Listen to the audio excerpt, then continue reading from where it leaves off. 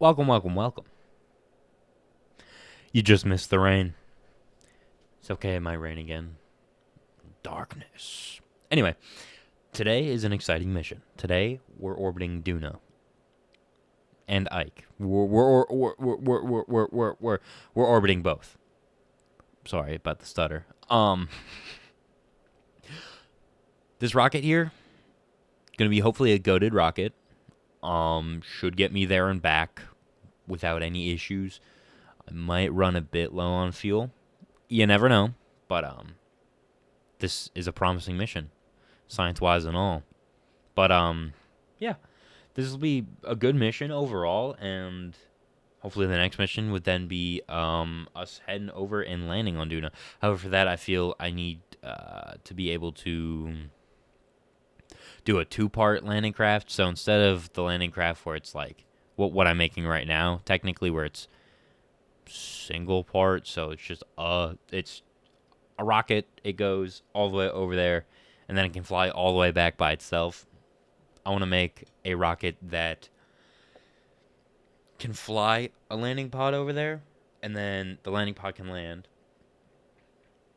and then the landing pod can get back off the planet and meet up with the main vessel and fly back and somehow detach and be safe. But making sure right now to auto strut everything, and I consider taking Bob Kerman the scientist, but also I would have less control when I'm out there. And now I'm setting an alarm because I don't know how to do anything past Kerbin's sphere of influence, other than just like exiting Kerbin's sphere of influence, but then I'm just stuck there. So I set an alarm for when to launch, and well, as you can see, we're launching. This launch felt good overall. I mean, I have those fuel lines that'll help me. It'll help my main engine, my mainsail engine that, well, it's attached to the main rocket. So not those two side rockets. Have enough fuel, have full fuel. Yep, as you can see there, which will allow me to circularize. With my burn indicator. If you didn't see there, it's that third one. So it's 50 you start halfway to your maneuver point, and it's like the most efficient way to do a burn, by the way, or at least that's what I've been told. Anyway, and then hopefully enough fuel to get me out of the system. If not, I have that poodle engine. Yours should be good. Should be good. Should be muy bueno. So I did some research before I did this. Duna should be about 44 degrees from your, like, so take Kerbin, or your maneuver point from Kerbin to the sun to Duna, 44 degrees, and then that's where your maneuver node should be, and that way you can get an actual encounter without like zooming around forever. And as you can see, it worked. I have an encounter, and I have almost enough fuel to get me out of Kerbin's sphere of influence in the rest of this mainsail engine burn. The mainsail engine's not fantastic for space burns. There's better engines, which I still am getting, but I have some pretty good engines. If you did not see, I have my nuclear engine, which is, I've heard, really goated for space travel because it just, A, it doesn't take any oxidizer. Awesome. B, it's just really efficient. Like, you can just chug along, you know? But right now is my poodle engine, and then I will eventually drop the poodle engine once I run out of fuel, and use my nuclear engine to hopefully get all the way back.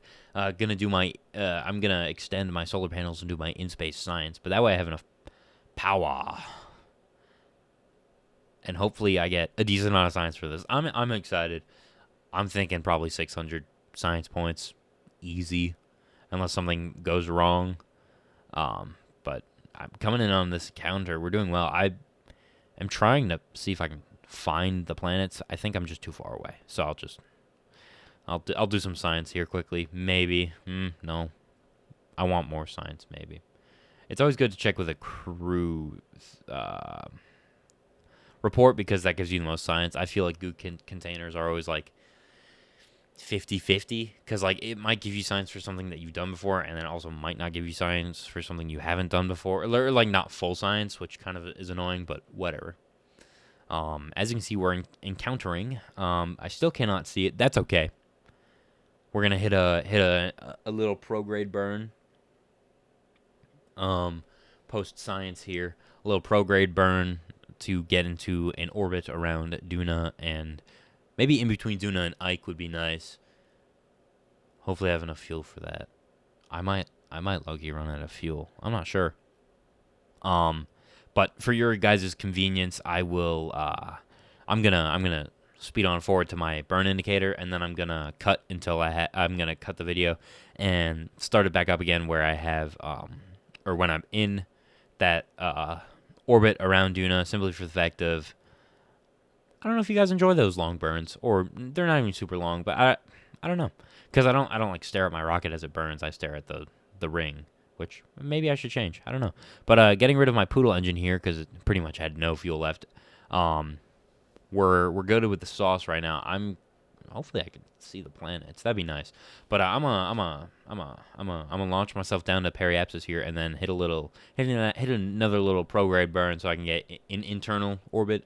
That's what I'm calling it. It's probably not the right name. Do I care? No, not really. And then that was a long burn too because this has horrible fuel, great fuel efficiency, horrible thrust to weight ratio as a nuclear engine, but it's okay. Realistically, nuclear engines could probably be super powerful, but whatever. And for some reason, I couldn't grab the science from my Science Junior, which is unfortunate because that means I probably will not be getting as much science as I thought. But I'm trying to get back into contact with Kerbal here.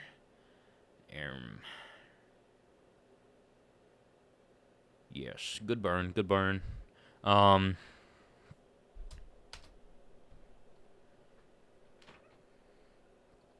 Anyway, gonna burn prograde. Maybe. No, it won't. Where's Kerbal?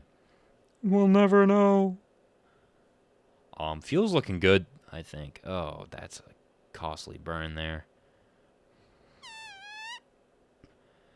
You know, I could have been more efficient with that burn, honestly. Also, I'm sorry for the stem of. I don't know. I've had it for like a month now. That's my fault. I'm working on trying to stop that. Setting an alarm for my maneuver because it took forever, and I am a busy person. Not really. I'm not a busy person. What am I talking about? I make YouTube videos. But big burn here, big burn. It's gonna take forever. 8-minute long burn. If I'm being fully honest with you guys. So, firstly, I record these. I voice these over, like in post. During this 8-minute burn, I went and I got myself an ice cream sandwich because I was hungry. But cutting forward here, here's where I ran into a bit of an issue. As you can probably see, I don't have enough fuel. Not great. What are you gonna do about it? Nothing much. Go do with the sauce. I think. Worst case scenario, I push, and that's okay. That's okay. Because, well, I think it's fine as long as I can get like close enough. It can't be that much. It's only like 200 delta V. That's like 4 pushes. No, how much? I wonder how much delta V the cool pack thing has. I don't know. But starting my burn here, as goated as the engine is, it's gonna fall short here, sadly.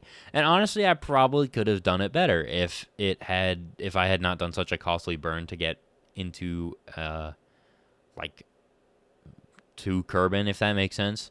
But what am I gonna do? Go back? Can't do that now. It's all good. What's not good is I can't get my Science Junior science,